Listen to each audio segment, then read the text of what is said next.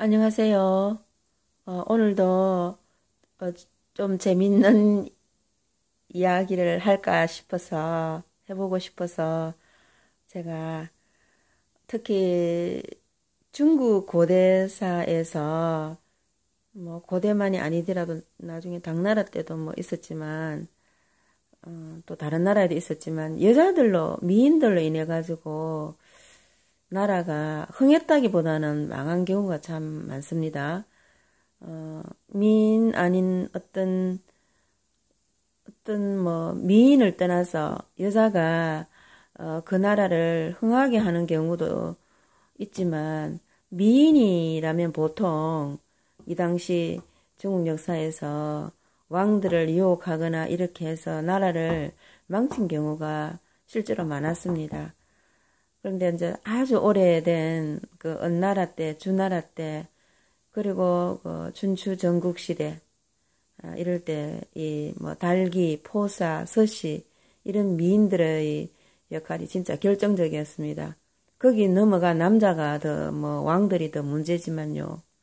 그리고 제가 지난번에 춘추 전국시대를 잠시 이야기를 했는데, 춘추 전국시대의 춘추는 봄 춘자, 가을 추자고요. 그래서, 굉장히, 그 뭐지, 제후들끼리 서로 패권을 차지하기 위해서 싸웠지만 아주 혼란했던 시대지만 그렇지만 춘추 시대는 그나마 조금 평화로웠기 때문에 이 춘추를 써가지고 공자님의 춘추에서 유리한 거거든요.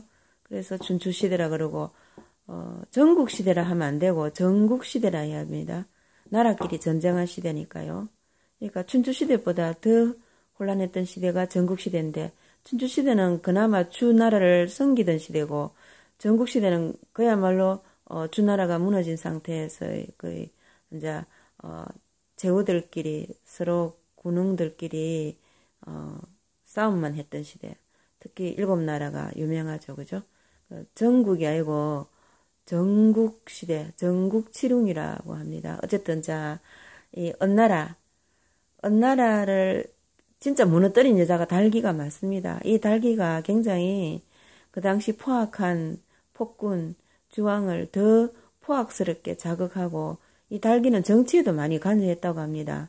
그래가지고 충신들 중에 지한테 거슬리면 주왕에게 무조건 죽이라고 했다니까요. 얼마나 사람을 많이 죽였으면 사람 시체가 숲을 이룰 정도였다고. 그리고 이 주왕이 얼마나 잔인하고 포악했는지는 그 자신이 죽인 사람들을 걸어놓고 숲의 나무처럼 뭐라노 그걸 보고 웃고 달기와 함께 술을 마셨다고 하니까요. 참 끔찍하죠, 그죠? 망할 수밖에 없고 이 주왕을 무너뜨리고 새로운 나라를 세운 게 이제 이 은나라 주왕을 무너뜨리고 새로운 나라를 세운 사람이 무왕이고 새로운 나라가 주나라입니다. 그런데 이 주나라 건국에 가장 결정적인 역할을 한 사람이 강상이라고도 하고 여상이라고도 하는 강태공인데 제가 강태공 이야기는 다음에 하겠습니다. 강태공에 관한 자세한 거는 좀 여러분이 좀 많이 알고 있겠지만 좀 모르는 부분을 제가 한번 여러분에게 얘기해 주고 싶습니다. 그리고 제가 이렇게 이야기하는 거요. 제가 많이 알아서도 아니고 또 뭐 이렇게 강의하는 식으로 하는 게 아니고요. 그냥 이 어려운 시기를 진짜 너무 살기 힘들잖아요.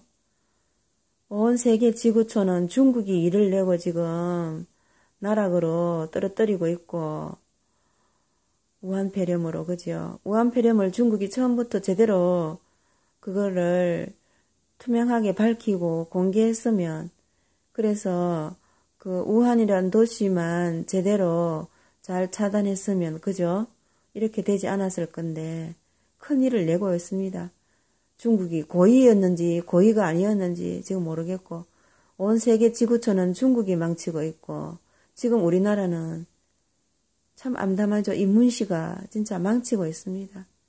이 문씨는 우리 역사에서 길이 부패와 거짓과 조작과 무능으로 남을 것 같습니다. 기록이, 그죠?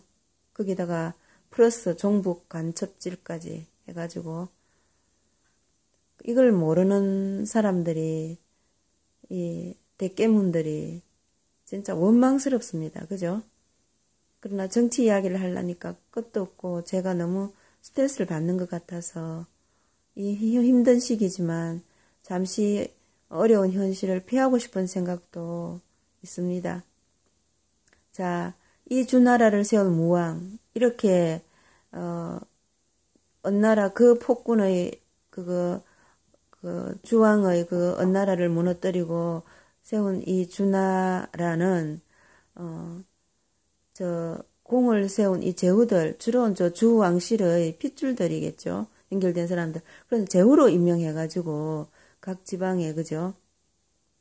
제후로 임명해가지고 그 영토를 주고 다스리게 했는데, 그래서 이걸 봉건제도라 그러죠. 그런데 이게 좋은 점보다는 나쁜 점이 많았던 게, 그 지방으로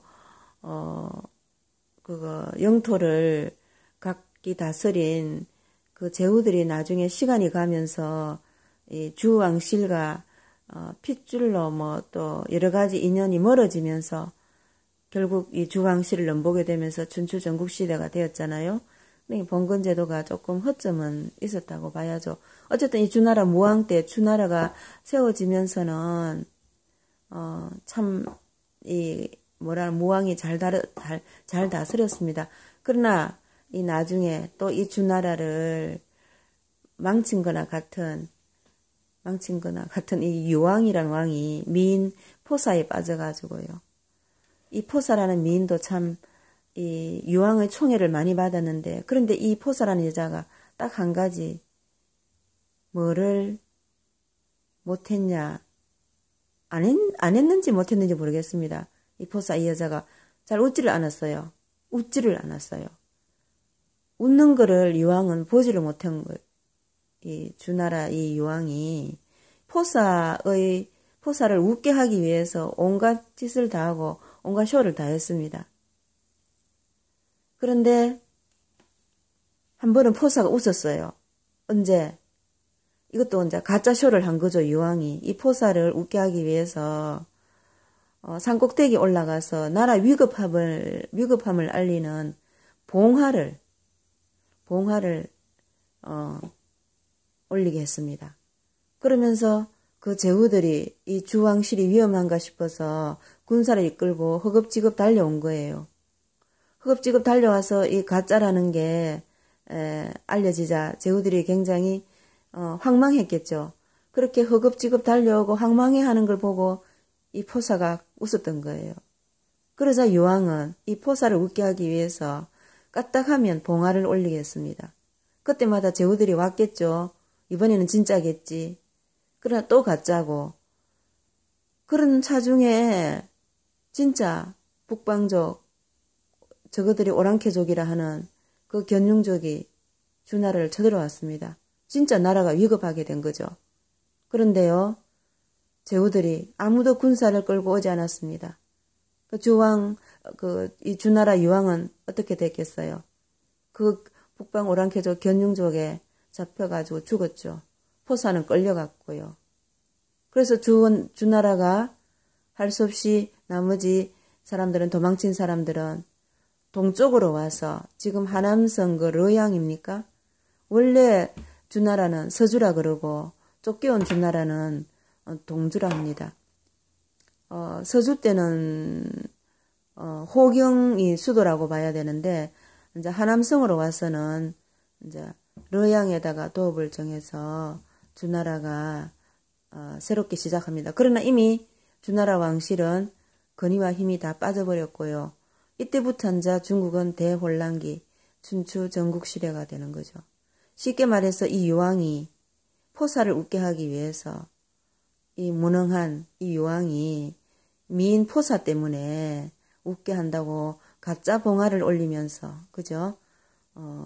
이 서주가 망하게 된 거죠. 그리고 혼란기, 동주의 춘추 전국시대를 초래했고, 유황이 결국은 양치기 소년이라는 겁니다. 그러자 이제 이 동주시대, 춘추전국시대, 춘추전국시대가 약 한 500년이 안 돼요. 제가 지난번에 잘못 말했는데 정확하게 500년이 좀 안 되고 450년간 되는 것 같더라고요. 그 혼란기를 통일한 게 진시황제. 근데 시황제의 시자는 시시라는 게 아니고 처음 시자, 황제를 처음으로 칭했다. 자칭 시황제라 했거든요. 원래 이름은 성은 영시라서 영정입니다. 영정인데 자신이 스스로 첫 황제다 해서 시황제라 했거든요. 진시황제. 시작한다는 시자, 황제의 시작이라고. 그죠? 그러나 약 450년간의 대혼란기 춘추 전국시대를 통일한 진시황제는 진시황제의 진나라는 15년 만에 무너지고 진시황제의 진나라가 무너지면서